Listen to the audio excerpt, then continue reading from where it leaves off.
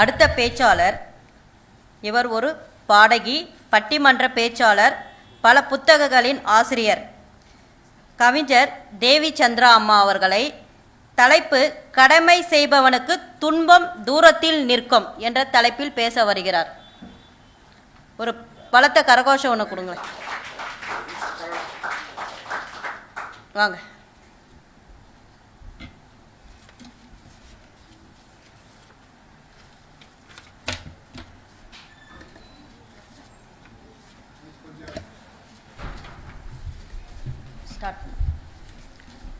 hello city